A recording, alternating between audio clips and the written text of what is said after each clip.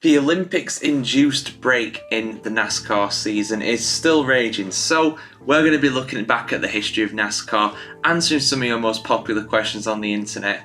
And the one I've spotted today is, have any Formula One drivers gone to NASCAR? Have any former Formula One drivers driven in NASCAR? Well, it's pretty rare that a NASCAR driver will go and drive in Formula One. It's pretty much unheard of for someone to make their name in NASCAR and then go to Formula One. Now, there's a few reasons for this. The main one being really is that it's a completely different discipline. I mean, you're comparing the fastest cars in the world that are open wheel, open cockpit, well, relatively open cockpit because of the halo these days, and you're comparing that to, big, heavy stock cars that have essentially souped up muscle cars, or at least they used to be anyway. Now they're more like actual supercars. They are incredibly quick, and they can definitely rival some fast endurance cars these days, as we saw at the Le Mans 24 Hours a couple of years ago. So it's a completely different discipline, and then there's the tracks as well. Obviously, Formula One is primarily, completely circuit based. Quite a few street circuits on there now, but road courses making up the majority of the calendar.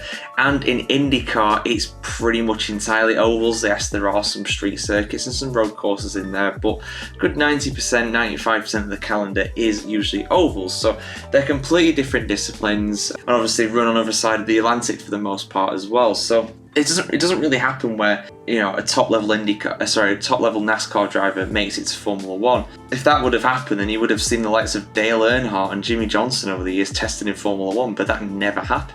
But it's actually more common than you may think for a Formula One driver to go to NASCAR. One of the most notable examples I can think of is Juan Pablo Montoya. Now, obviously, he initially made his name in IndyCar, or as it was known then, kart, then made his way over to Formula One, and then by 2006, 2007, he competed in NASCAR. And he did so for years. He did between 2006 and 2014. And I think he made the chase as well in one of those years too. So, and he was particularly good at road courses, unsurprisingly as well. Got some wins there over the years too. So he wasn't too bad, to be fair, but he never got close to challenging for a championship like he did in F1. Again, different disciplines. Scott Speed's an interesting one as well. He had a brief cameo in Formula One for a few years with Toro Rosso in the mid-2000s, eventually making it back to his homeland and driving in NASCAR for a few years, but he was not particularly great in that either from what I remember. Some other notable examples, I think the most recent example is Kimi Räikkönen. And now he competed in one race last year. Where was it?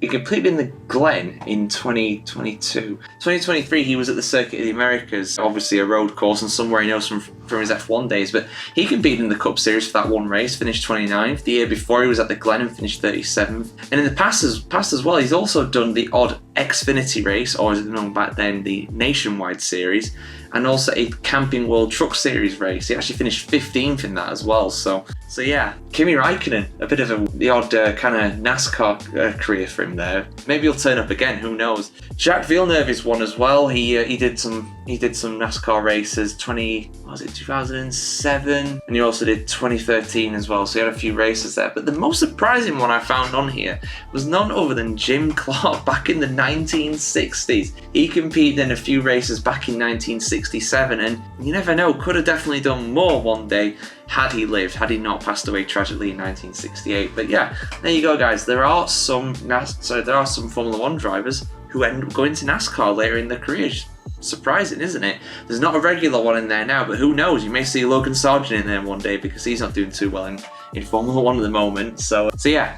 For much more questions answered on the world of stock car racing, keep it tuned here to the NASCAR Chronicle. And of course, keep it subscribed here, and we'll bring you plenty of content through this Olympic break as always.